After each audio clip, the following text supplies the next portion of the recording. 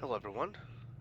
I just wanted to, I don't know, maybe go through this and see how things work out as far as doing some Eve content and seeing how people respond to it. Uh, this is not my first character. I just, out of boredom, made another one and was working on some things on my main, and I'm like, I wonder if in 2022, if what I'm doing is still viable, number one, in high security space, and also just how to get started in industry.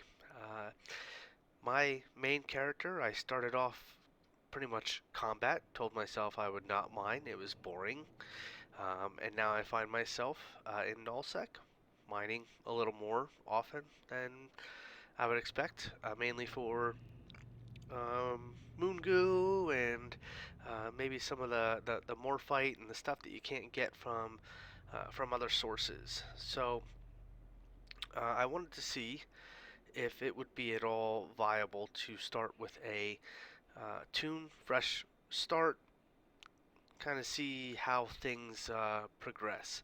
So this tune, let's see if it ever even says, is so 127, a little less than a month old. I was actually raising this tune to run level 4 missions, which is something that I like to do I did do on my main before I moved to nullsec full time. Um, and then I decided that let's try industry first and roll from there. So that's what this tune is going to at least do for now. And we're going to track her progress and see how she does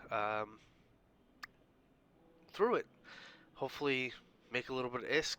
I know, in my experience, high sec industry is not super profitable, but you can certainly make a profit and can certainly have fun doing it. Um, so let's go ahead and kick off my talking points for episode number 1.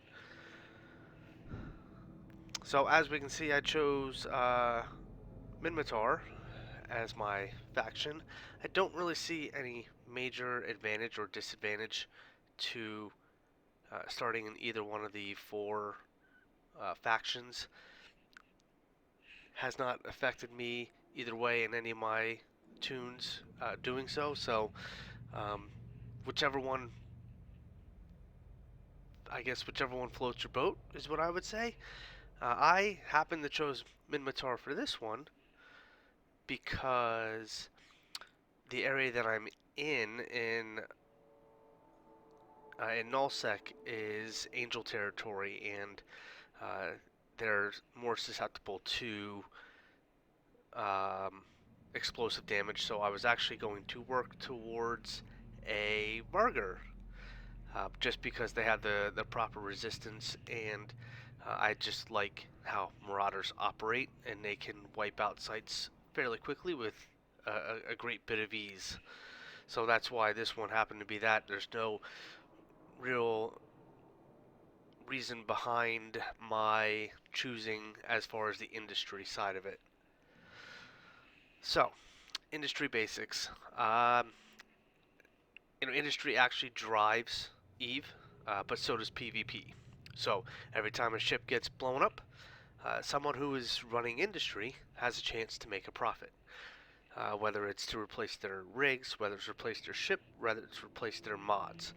So it is great for the economy to have people out there mining.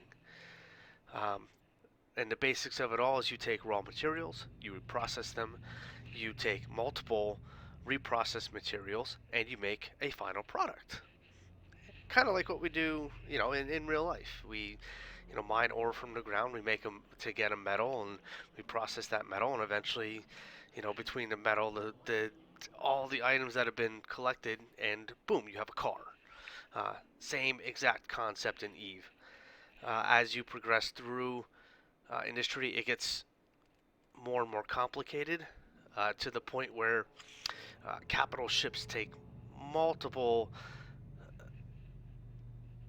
multiple finished products to actually make a giant ship. It's amazing to me, at least, um, for someone who has always been a crafter in games to to build something from hand or by hand from space dust to ship.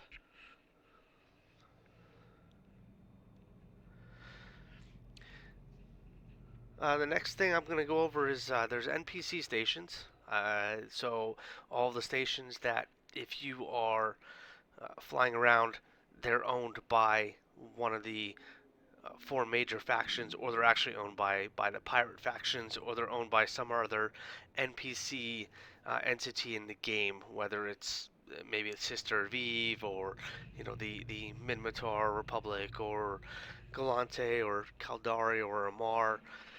It could be any one of those, but those are NPC stations, and some of them do have services to either, like for this one, is reprocessing materials, which means that I can break things down, whether it's finished products, if I need to break ore down, if I need to break moon ore down, I'm able to do that. Then you also have player-owned stations, in which you could have a refinery, you could have a citadel, you could have a mining station, and if someone has entered the service bay, has the ability to run certain things. So they could have a clone bay in there, so you could run clones, or you could have a reprocessing station, so you can reprocess things and break them down to make the reprocessed product. The great thing about POS stations or POS structures is the reprocessing station, or processing service bay, I should say, has the ability to compress ore. As of this recording, you can compress ice and you can compress regular ore. You cannot compress moon ore yet, but I think that is coming. Another thing to cover when you're first starting out is you do have a couple of basic missions. It's like a set of 10 or 5 sets of 10 missions that you can run through, and they cover industry, they cover combat, they cover uh, mining, they cover what else do they cover? Hauling things too. So logistics. Well, two types of logistics here. So Logi would be like the healers of the game. They can repair your hull, or repair your armor or your shields. But logistics is also moving stuff. So hauling the big ships to move other things around. They go over, kind of gets you through that stuff. My advice is to do them. They are boring. They're very easy. All you have to do is pretty much pay attention and follow instructions, and you can get them. The great thing about it is you get a good set of starter ships. I mean, they're T1. It's just as easy to go ahead and you know uh, buy them and just start straight from scratch. I Every time I start a tune, I always end up doing them. And on top of that, you get anywhere between 10 and 15 million ISK to get you started. And ISK, interstellar credits, that's the actual money of the game. So I did run a couple level 1, level 2 missions to kind of boost things up here, and also traded some stuff to make some money. So, I do have a little bit of a bankroll here, but nothing really be proud of. Yeah. So the next topic I want to cover is skills. Um, there are some basic skills that you have to learn to be proficient, or become proficient, I guess I should say, in industry. And obviously, one of them is being able to fly the ship. the great thing about being able to fly the ship, so we're going to go into our ship tree here just real quick, and we're going to go over why, getting this to maybe 4 or 5 is going to be ideal and really help us out with some things. We're going to hover over the ship, and you can see for every level, so for every 5, for every tick that we get in here, we get 5% bonus to our mining yield. This is great because that means every time that the miner cycles or the mining module cycles, it's going to give us 5% more, and that compounds on top of if we have a like a mining laser upgrade. So 5% added on to whatever that gives us, and that will help us mine more ore. So then there's also that, and then there's also the ability to run the lasers, and there's 2 reasons that that's going to be useful, and we'll go into that skill. And if we look at production, no, we want to go into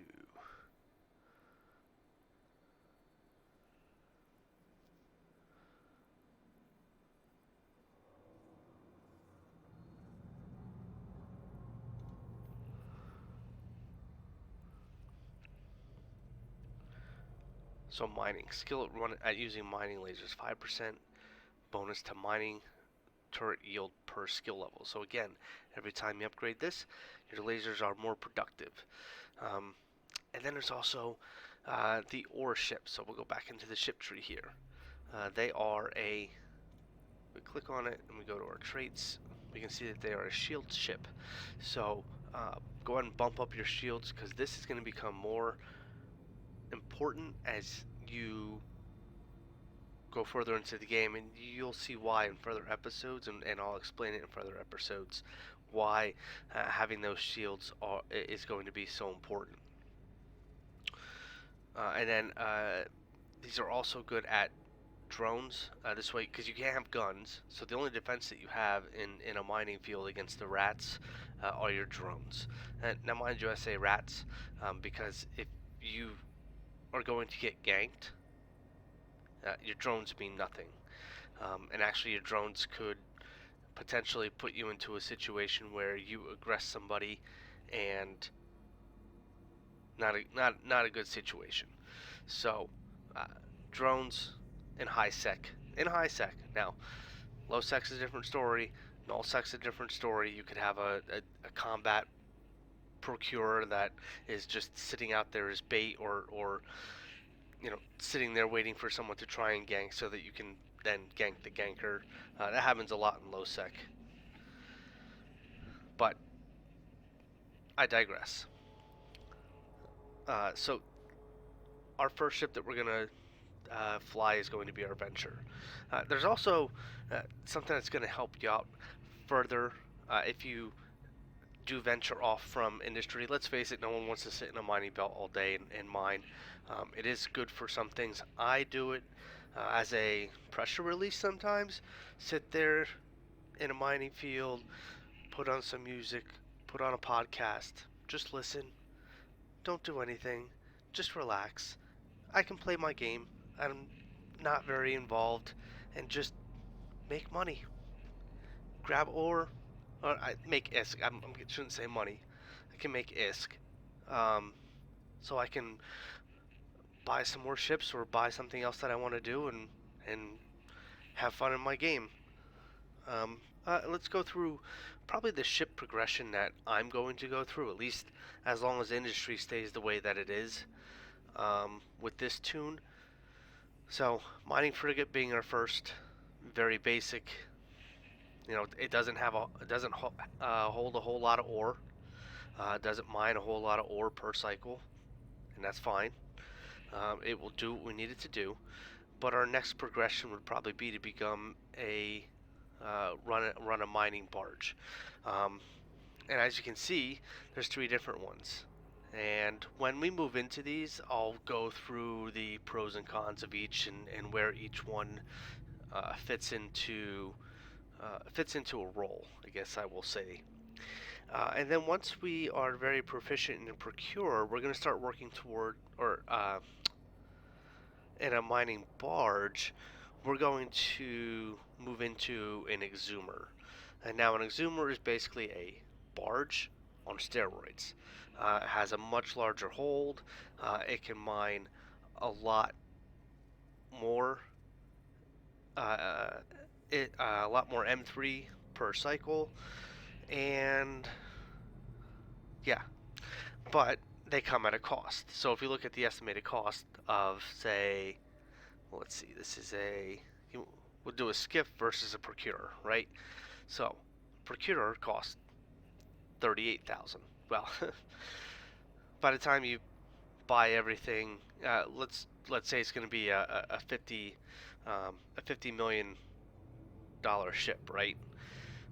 But if you go to the skiff, which is the Exumer equivalent of the procurer, you're looking at 188 million base, right? So that's a little bit of more money to get to pay that one back, and that's fine. And that's fine. You actually make that back relatively quick as long as you have a good day. Um, so those numbers are not devastating, but by the time you throw in your, hopefully when you jump into these, you're not using a level 1 laser. Hopefully you are proficient in level 2 lasers, and you can run crystals, and you can run, and your energy grid upgrades are at max, and you can run 3 level 2 um, uh, mining laser upgrades, and you can gather as much ISK or gather as much ore as you can much faster, and increase your ISK per hour. Pretty much everything you do in Eve is measured in ISK per hour.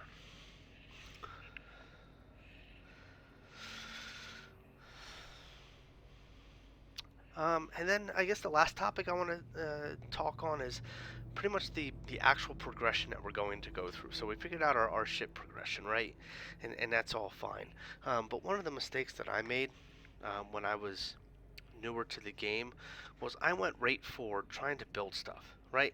So what I did was I went out, I mined, and this was actually before you could get every ore or every mineral in high sec, with the exception of morphite, because you would have ore anomalies that would pop up, and you could go mine those, and people weren't, you know, you had to hunt them down. You didn't have you couldn't open up your agency and it can tell you, oh, go here because this is where this is where an ore anomaly is. Uh, Originally uh, they didn't have all that. You had to go and find them, and it was like gold when you found, say, a Cronkite, you know, ore anomaly or an Amber ore anomaly, and you're like, oh, this is great. I'm gonna get the stuff that I need to build things. Nowadays, the only thing you can get in high sec is, well, you can't get your Noxium, you can't get your um, Maxellian. I don't know what all the minerals are. I guess I should have prepped and I could have listed them out. Um, but really, a lot of the higher level minerals you cannot get in high sec, at least not from mining. There are other ways to get it, and I will go over that.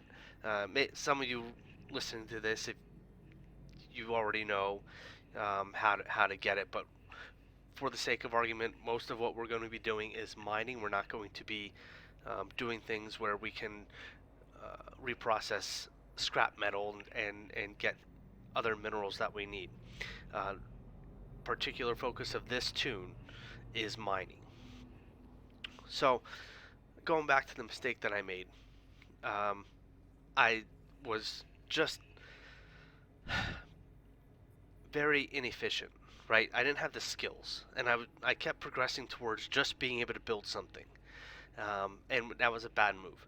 Uh, what I should have done, and what this tune is going to do, is go through a simple progression of gather more, gather more, gather more, right? I'm going to try and be able to gather as much ore as I can, okay? So that's going to be making sure that I can fly the ship proficiently, making sure that I can run my mining lasers more proficiently. Um, at least level 4. I may not push for level 5 because that takes a lot of time to get certain skills to level 5 depending on their training path. So we're not going to get too crazy. Um, but at least proficient enough where if I break something down, the amount of minerals that I get out of it is going to be equal to or greater than, right, than what the raw ore would have been. So that's our first goal. We need to gather as much as we can first, and then the next step is to break be able to break that down and not lose ISK in that process. And that's where I was so inefficient. I was gathering, and I had really crappy gathering skills. And then I was breaking it down. I had really crappy uh, reprocessing skills. But hey, I could spend 5 days and I could make a ship, and I was ecstatic about it. Now we're not doing that this time. We are going to focus on getting as much as we can, and we will sell raw ore. There's no shame in mining an entire belt of Veldspar and not breaking it down and just selling it because we need the ore or we need the ISK. And there's also a chance that maybe we don't need the ISK, right? And we're just gonna hold on to that. We're gonna hoard it, and then finally, when we can make money out of it, we'll break it down. So this goes into ISK on hand uh, versus net worth, and that's another thing that, at least on my main, I measure a lot of what I do by my net worth. I compare my net worth to my ISK on hand, and this is a good breakdown, right? So it tells you my wallet balance is 15 million, and then on top of that, I have 14.5 million in assets. So that's ships, that's other things that are floating around, and that's really a rough estimate. That might be more or less. Usually less. So whenever you need to buy a ship, you know, and you say, "Oh, I need 20 million," well, when you go to the trade hub and you go to buy it, it ends up being like 25 million.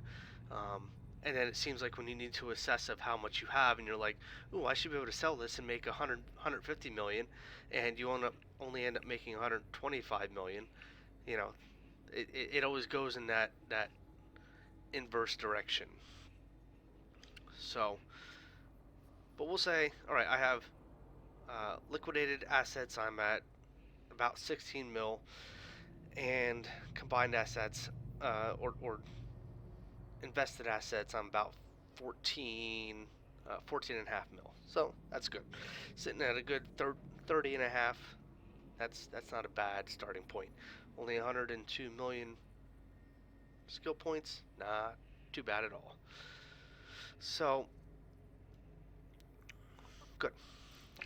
I think I'm going to wrap up the episode there. At least for episode number 1. I think we have a good starting point. We have a goal that we want to move towards.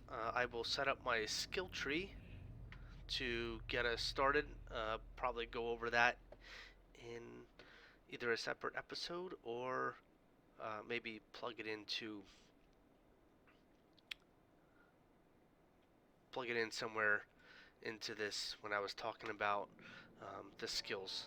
So thank you for watching, and I will talk to you next time.